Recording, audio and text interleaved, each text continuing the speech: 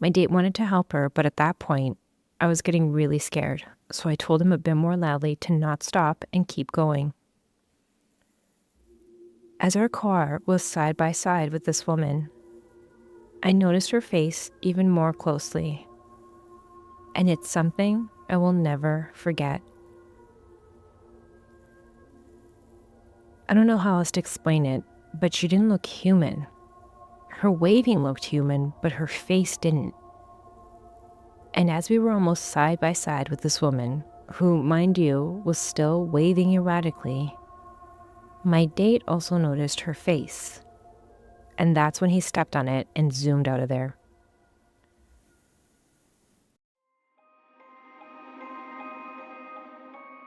Welcome, dear listeners, to a world that lies beyond the realm of the ordinary, where the mysterious and the unexplained converge. Prepare yourselves for an audio journey that will send shivers down your spine and make your heart race. Welcome to Chillers and Thrillers, the paranormal podcast that delves into the darkest corners of the unknown and where the shadows hold secrets.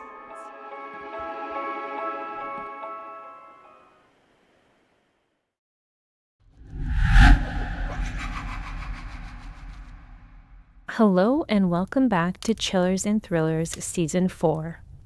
If you're new here, thank you for joining. I am your host, Em, and in this podcast, I share true stories of people's encounters with the strange and unexplained. No comedy, skepticism, or gore, only 100% true spooky tales. For returning listeners, welcome back. Your support means the world to me, and I'm so happy to have you here. Valentine's Day, a holiday often celebrated with roses, chocolates, and candlelit dinners, isn't always everyone's favorite. Coming right after the grand festivities of Christmas and New Year's, it's often seen as a commercialized celebration, a so-called Hallmark holiday. But beneath the surface of red hearts and sappy cards was a fascinating and mysterious history, steeped in both legend and the macabre. February 14th originally marked the feast of St. Valentine in the Catholic Church, commemorating one or more Christian martyrs named Valentine. These figures lived in ancient Rome, where they were executed for defying the norms of the time. One legend speaks of St. Valentine secretly performing marriages for soldiers forbidden to wed. Another story claims he healed the jailer's blind daughter, leaving her a note signed, "Your Valentine," before his execution. The blending of martyrdom and romantic devotion is part of what makes Valentine's Day so layered and intriguing. And if you're a sap like me who loves to be corny and celebrate every holiday, you may enjoy Valentine for its simple celebration of love in all forms. This episode not only features stories that have Valentine's Day in common, but also stories that show the enduring power of love that can continue to last even in the other world, and will hopefully add a spooky twist to your Valentine's Day. Now, let's get started. So turn down the lights, get comfortable, and listen in. This episode is sponsored by the Finalist app. As many of you know, this podcast is a one-woman show. I research, write, edit, and host the podcast by myself. And I personally use the Finalist app to keep track of my to-do list for the podcast and stay on top of my schedule outside of the podcast as well. It's like the Notes app, but with the smarts of a calendar. You can download the app in the Apple App Store, and I've linked it in the show notes. The app features a free version and a paid version with a 7-day free trial. Best of all, Finalist is offering 50% off a 1-year subscription to all Chillers and Thrillers listeners. Enter the code Thrill50 or use the link in the show notes to redeem your 50% off code immediately. Thank you so much to Finalist for supporting this indie podcast. The Drive Home, submitted by user Mr. Bean's Daughter 6. My friend had set me up with one of her work friends, as I was single and really had nothing to do for Valentine's Day. She confirmed everything beforehand with the both of us and arranged us on a full date. She booked a restaurant reservation and everything, and I was thankful to her for thinking about me that much. Fast forward to Valentine's Day, me and my date were going to meet up at the restaurant for the first time. I had seen pictures of him, so I knew what they looked like. We hadn't directly contacted or talked to each other before because my friend wanted it to be a very blind date type experience. It was around 8 p.m. on Valentine's Day that we met up at the restaurant, and my friend actually drove me there. Fast forward, I had a great time, and by the end, my date decided to drop me off at my place as I didn't come in my own car. I agreed, and off we went. My place at the time was a rental, where I was sharing a house with 4 other housemates. It was a relatively big house, so 4 people living in it didn't feel too crowded. The house was down a dark road, the ones that you see in horror movies that are surrounded by nothing but deep, dark forest. So at night, the road used to get quite scary, even for me. As my date's driving, we talked about how nice the night went and we should meet up again for another date. I was excited to hear that and agreed. As we were just chit-chatting while on this road, we saw this woman standing at the left side by the forest, just waving her hands erratically at us as there were no other cars on the road. I don't know how to explain it, but the way she was waving her hand was really erratic, as if she was in direct need of help. I told him not to stop the car as I was kind of freaked out, especially at such a scary dark road. It could have been a trap for all we knew. My date at that point had slowed down the car a little bit as he thought the woman genuinely was in need of help. But my intuition just didn't budge, and I told him to not slow down and keep going. All of this happened in mere seconds of her coming into our vision and me having my feeling.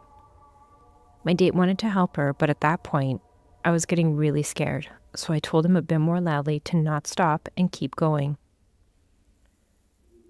As our car was side by side with this woman, I noticed her face even more closely, and it's something I will never forget.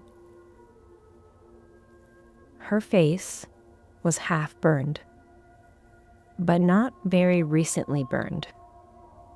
You know how burned skin looks after it's healed for a bit? I don't know how else to explain it, but she didn't look human. Her waving looked human, but her face didn't. And as we were almost side by side with this woman, who, mind you, was still waving erratically, my date also noticed her face. And that's when he stepped on it and zoomed out of there. The scariest thing was how her face just didn't match her body's movement. Like from afar, she looked like someone waving at the car, very panicky. But when we noticed her face, even when we were right next to her, it was expressionless and not panicky at all. But she didn't stop waving even when we sped up. I still remember looking back through the mirror, and she was still waving at us until she vanished from our sight. That night, my date dropped me off, and very rightfully so, was very creeped out.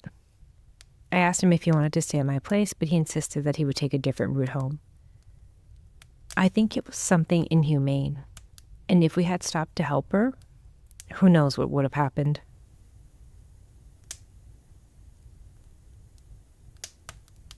Golden Gate, submitted by user Emmeline TX. I met a ghost under the Golden Gate Bridge. A date and I went to the North Tower to watch the sunset. You can walk down an incline, and there are huge granite blocks left over from the bridge construction.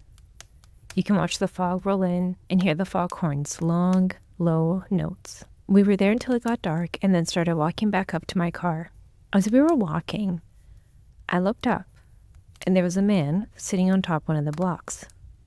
I said hello, and he just nodded. He was wearing a plaid shirt, suspenders, wool pants, and old work boots. He was smoking a scruffy old pipe, and I could see the smoke curling up from it. We talked for a moment, and I noticed that we were the last car left in the parking lot. I asked him if someone was picking him up, and he just said, "I've been waiting for a fair while. My wife and daughter will be here eventually, and we can just go home together." I asked him if he wanted a ride, just to the south end of the bridge, and he smiled and said he knew that they'd be walking to meet him, and they could finish the trip together. I can't think of a worse place to walk. The Golden Gate Bridge is long and it's freezing cold. It's a long, long drop to the water below. But he sounded firm, so I said, "Okay, have a good night then." About that time, I noticed that my date hadn't said a word. I look over, and he's frozen. Then grabbed my elbow and pushed me to the car. We got to the car, and he was really speeding. We crossed the toll plaza, and he started yelling, "Who the hell were you talking to? Are you crazy?" He was really panicking because he'd felt that something was very, very wrong. He hadn't seen the man. He saw me have a conversation with thin air. But he said the temperature dropped so much that he was shaking. He also said the air felt electric, and he thought if we didn't get out of there, we might be two of those people who just disappear and are never found. He saw a swirl of smoke in the air and smelled tobacco in the breeze. I figured it out, at least in my mind. This happened in the 1980s. The Golden Gate Bridge was completed in 1937, and quite a few men building it died. He probably was one of them, and he was waiting for when his wife and daughter would die and meet him there and go on, wherever the afterlife took them. And I hope it was someplace beautiful. I never spoke to my date again. He called me Ghost Girl, and I can't blame him.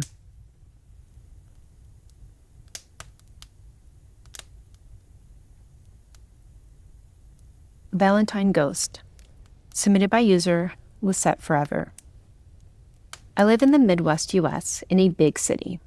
On this night, it was terrible weather, steady torrential rain during the time we were out. Also, it was St. Valentine's Day, the only reason we were out that night. My husband and I decided to go out to celebrate Valentine's. The travel route to the restaurant is the one we often took. We were stopped at a traffic light, and I happened to look out my passenger window. The area was a steep hill with overgrown vegetation.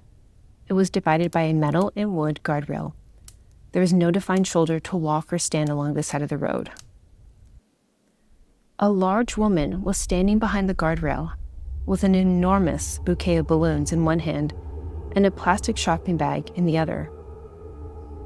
She stood straight, unmoving, not even blinking from the falling rain.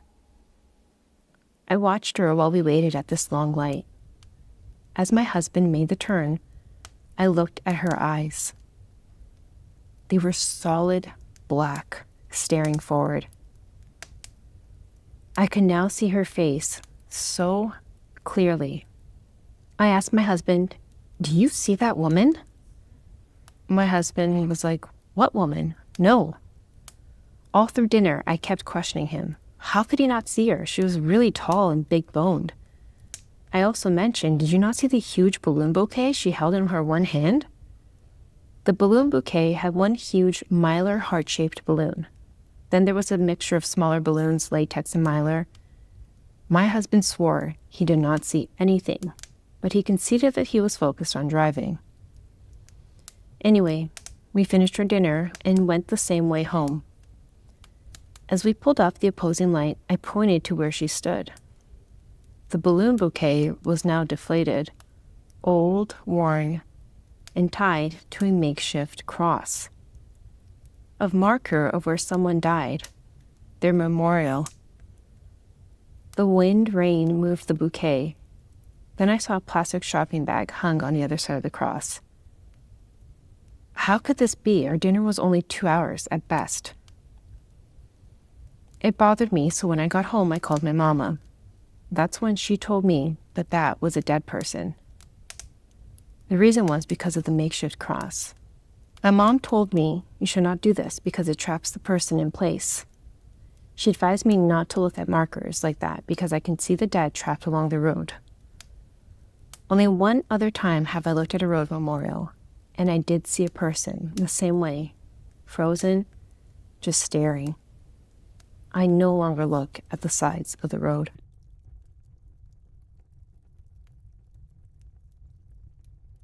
The Haunted House, submitted by user Jezebel D. Last year, my fiance and I were living in a house that scared the crap out of me. It had the works: creepy sounds, suspicious stains on the basement walls, bullet holes, and the basement floor had an odd patch job that was roughly the size of a small woman. At our housewarming, one of the most logical, atheist, no such thing as ghosts friend put down his first drink of the night and walked into the basement. He started walking circles around the basement, which was full of miscellaneous boxes and junk that comes with moving. In pitch black, not hitting anything. He stopped on top of the patch job, tilted his head, and said, "Who's Sarah? She says she's lying here." To this day, he claims that he was stone sober and that he just spaced out. The worst for me was on Valentine's Day. In the middle of the night, I had to get up to go use the bathroom. After I was done with my business, I went back to bed but stopped in the doorway. Standing directly over my fiancé was a man, just watching him sleep. I know it wasn't an after image since the only light came from the outside window, and I hadn't turned on any lights on my trip to the bathroom. The figure turned to look at me and then disappeared into the shadows. Our bedroom was at the very back of the house. No one walked past that room because it was a dead end. Until we moved out, I would often see shoes walking back and forth in our bedroom door. They were boots, but they didn't match any of the boots that we owned and didn't make a sound. I have never been so happy to move out of a house and into an apartment complex before.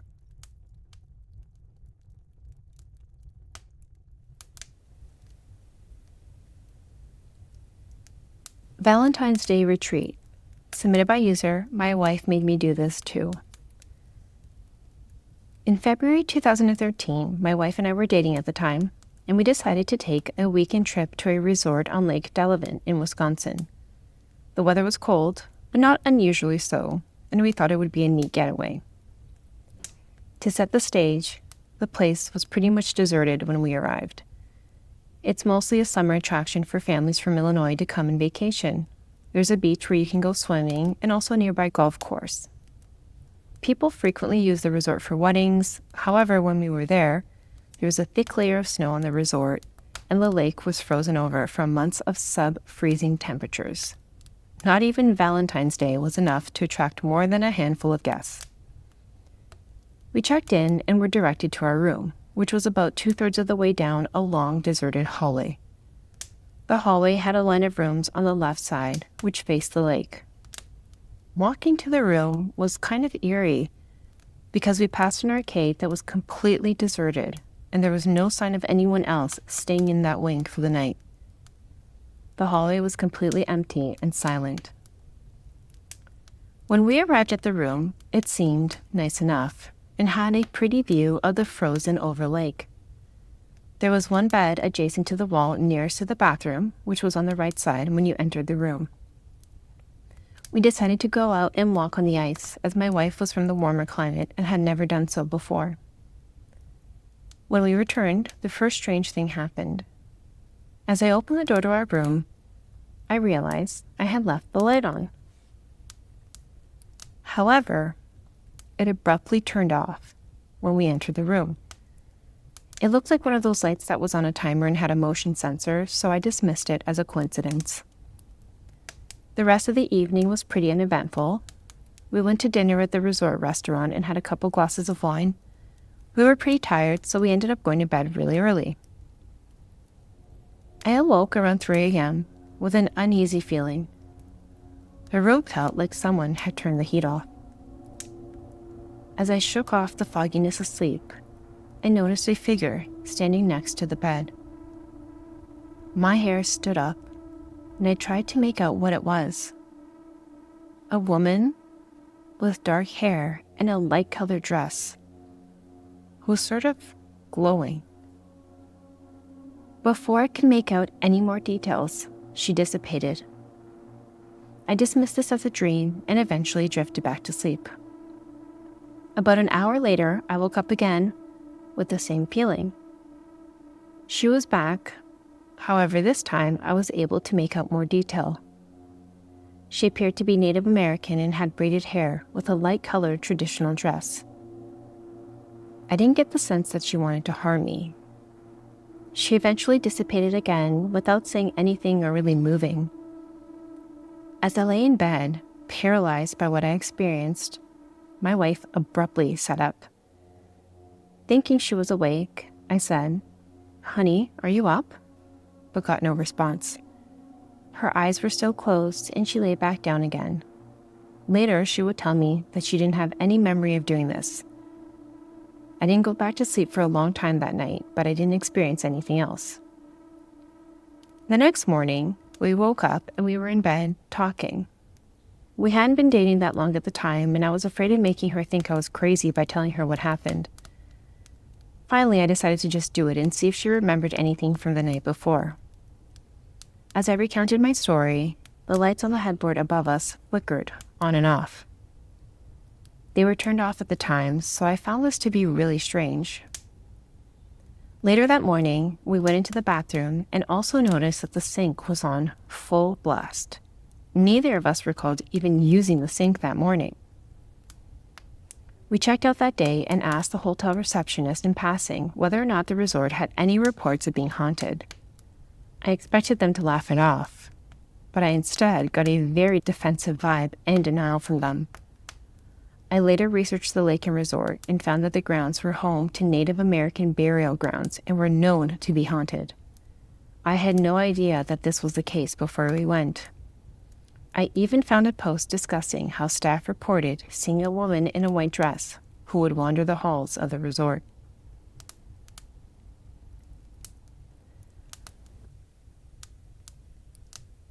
Love Never Dies, submitted by user Lomac92.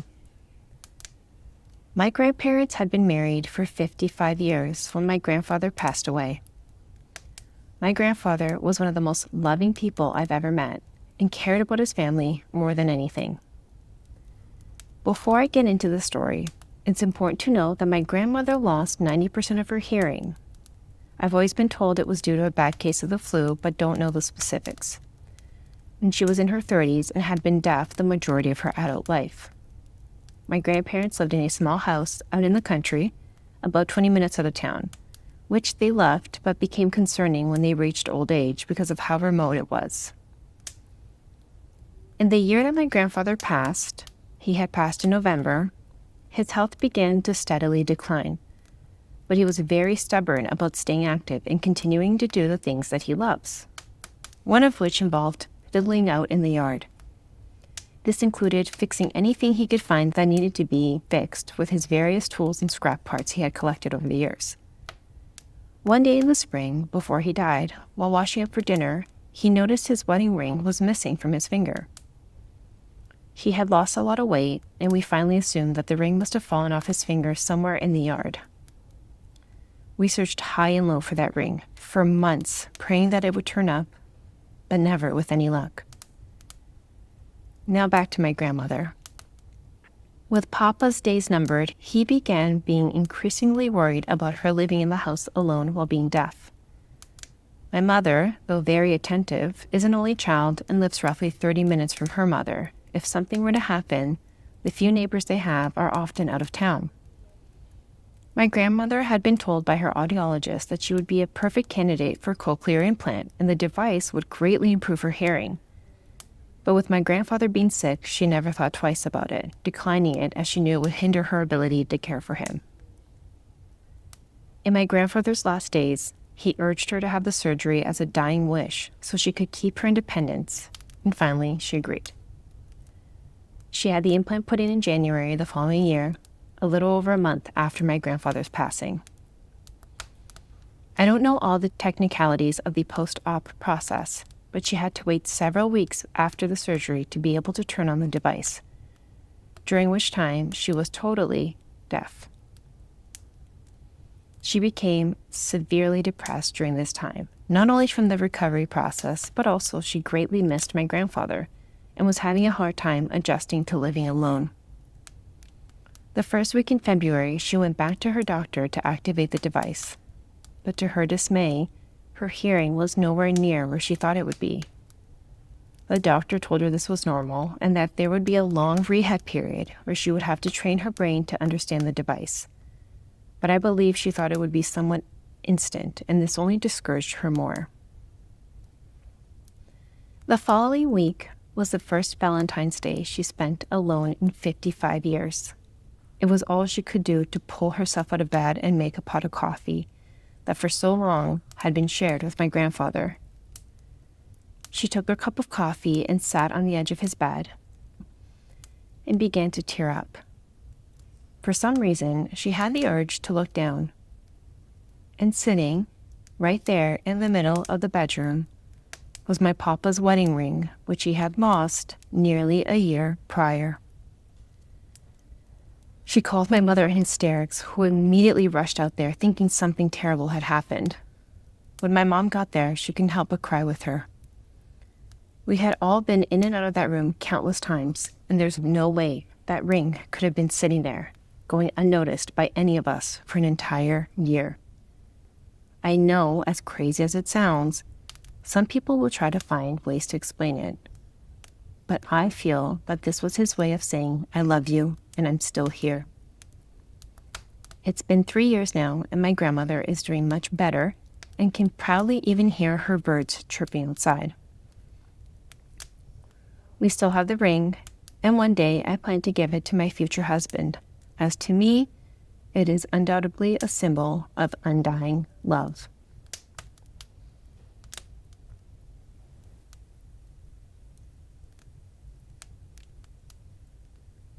Childhood Paranormal Encounters. Submitted by user That Bearded Guy in 1996. For some background, these events took place in a small 2-story home in McMinnville, Tennessee. Our family, my mom, stepfather, myself, and infant sister, moved into this house from a condo that was located within the same neighborhood around 2002 when I was 6 years old. I found out many years later via my parents that there was in fact a tragedy that had happened in this house. While I'm not exactly sure when, at some point a man had in fact taken his life in the upstairs top floor of the house. I don't know if my parents were aware of this when we moved in, nor how they eventually found out, as they did not disclose that information to me. The first occurrence happened upon moving in, which should have been a red flag, but I digress. Upon opening the front door, there's a staircase immediately in front of you that goes straight upstairs and splits into a T, with a bedroom on one side and a small bathroom in the middle of the hallway at the very top of the staircase. My bedroom was the one on the right. While I was in my new bedroom, unboxing all of my toys, VHS tapes, and whatnot, I heard my mother yell, "What?" from the bottom of the staircase. I walked to the middle of the hall so I could see her at the bottom and asked what she needed, and I could immediately tell that she was confused. She said that she had heard me calling for her repeatedly while she was in the kitchen. As you may have guessed, I didn't call for her. This really seemed to shake her, as she later recounted that it was my voice calling her in a very concerned and panicked tone. Just mere days after moving and settling in, there seemed to be very negative energy that also settled in. This energy was primarily felt on the staircase and top floor of the house. Anytime you would walk up or down the stairs, there was always a feeling of paranoia and uneasiness, almost as if someone or something was watching your every move. I began to hear strange noises within my bedroom at night, even when nobody, not even our cat, was in the room with me. I always kept my bedroom door shut when I would go to bed, yet I would still hear noises that can only be described as someone scratching on the walls. It always seemed to be coming from the left corner of the wall opposite of my bed. I never saw anything, just weird noises. My stepfather has also said that he felt very nervous and uneasy whenever he would have to walk up those stairs. The second big occurrence involved a giant novelty stuffed animal. It was Valentine's Day, and my stepdad got my mother a handful of gifts, including a giant, oversized stuffed animal. It was supposed to look like a dog. In the following days, I took the stuffed animal to my room and put it on my bed. In hindsight, this was one of the biggest mistakes I've ever made, because what followed was truly terrifying. I awoke in the middle of the night. I wasn't entirely sure why at first. I didn't hear anything that would have woken me up, as the room was eerily quiet in that moment. I remembered feeling an immense darkness emanating from the corner of the wall opposite of my bed. It was suffocating. My heart began to beat rapidly. My breathing became short, and I couldn't shake the feeling that someone or something was staring at me. I quickly pulled the blankets up over my head and face away from the wall in an attempt to hide. I lay there for what felt like an eternity, but it was probably mere minutes. That feeling of paranoia persisted as the room remained completely still and quiet. It was like the calm before the storm, like a predator lying in wait to capture its prey. I decided to be brave and pulled the blankets down just a little so I could peek my head out and look. The stuffed animal, which was located at the foot of my bed, just below my feet, sat there with a blank expression in its fake, lifeless eyes. I focused on it as something didn't feel right. A few moments later, I watched in horror as the head of the stuffed animal seemed to slowly lift itself up as if it had come to life and was looking up so that it could see me. I didn't scream, even though I wanted to. I think in that moment, I was too stricken with fear and shock to react in that way. I immediately took cover under my blankets and eventually began to cry due to how afraid I was. I'm not sure how or when, but at some point I had fallen asleep. The next morning, I proceeded to take the stuffed animal back downstairs and didn't say a word. Let's get to the single most terrifying event that I've ever experienced. This event was incredibly random, as it happened in broad daylight on a Friday afternoon. But to this day, even just thinking about it gives me chills. On this day, I had gotten permission from my parents to stay the night with my friend across the street and was very excited for a planned night of playing various video games on his PlayStation 2. As I sat on the very bottom step by the front door tying my shoes, I suddenly felt a chill go up my spine and felt that dreadful, ominous feeling of being watched creep in. I thought to myself, do not turn around. Just leave. Curiosity and fear got the best of me. I slowly turned my head around to look up the stairs. It was fairly dark, as the bedroom doors on either side of this T were closed, but not entirely dark, as there was some natural light coming in through the bathroom window. I focused on that for a few seconds in anticipation, as I increasingly felt more nervous. A few moments after I turned my head, I saw what I can only describe as a tall man walk from one end of the hall by my bedroom to the opposite side by my sister's bedroom. The figure was jet black, like the darkest shadow you could possibly imagine, but somehow I knew it was a man. I watched this full-body apparition slowly, deliberately walk across the hall and immediately screamed at the top of my lungs. I've never experienced something so utterly terrifying like that, and as a small child, it was particularly difficult to process. I began to sob, and my parents who were in the living room ran to me so they could figure out what happened. It took a little bit for me to catch my breath and slow down, as I was so panicked that I couldn't even speak. I eventually told them what I had witnessed, and my stepdad decided that was the final straw. We could not put up with this any longer. It was at this point when the priest was brought in to bless the house. I remember feeling a very abrupt and sudden feeling of peace and quiet after that. Like everything all at once came to a standstill and the negative energy was gone. After that, we never truly had any occurrences, but I do remember occasionally wondering if what was in that house was truly gone. And that's all for this episode. As always, I would love to hear your thoughts, theories, or general feedback. Please feel free to send me an email, or if you're listening to this on YouTube or Spotify, leave me a comment. The first 5 episodes of this season are sponsored by the Finalist app, so I hope you check them out. I have some amazing episodes lined up, and I'm so excited to share them with you. I'm working on a listener story episode, so if you have a story to share with me, please do. In the meantime, I hope all you ghouls and ghosts stay safe, have a happy Valentine's Day, and I'll see you next time.